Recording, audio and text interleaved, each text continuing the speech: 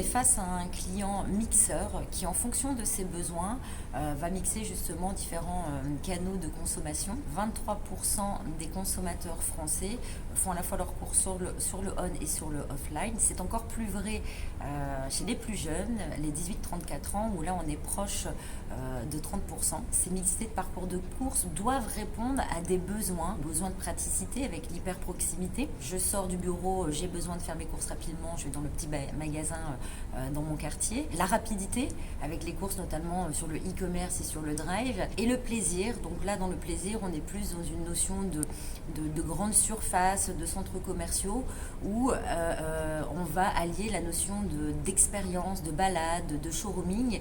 Et les régies et les médias, ils doivent s'attarder sur cette notion justement d'expérience et proposer aux annonceurs de nouveaux dispositifs pour pouvoir répondre à ces besoins de consommateurs. Même si effectivement les régies, les retailers et les agences sont omnicanales et sont prêts, on se rend compte qu'on n'est pas encore tout à fait mature sur nos organisations. Si on veut faire une opération omnicanale, il faut penser vraiment global et on se rend compte qu'il faut que cette démarche, elle soit dans toutes les organisations des marques également. On est encore bien souvent siloté. Alors évidemment, le changement s'amorce, mais c'est pas encore tout à fait unifié. Il faut qu'on aille vers plus d'omnicanalité.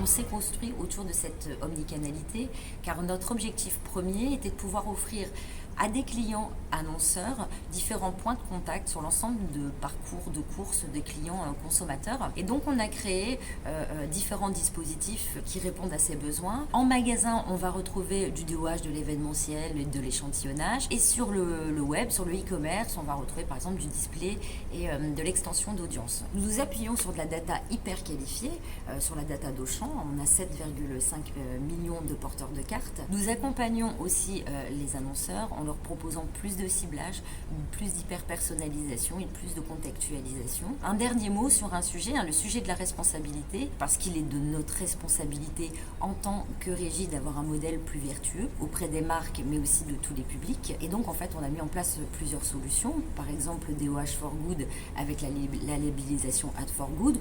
On a aussi entrepris le calcul de notre empreinte carbone.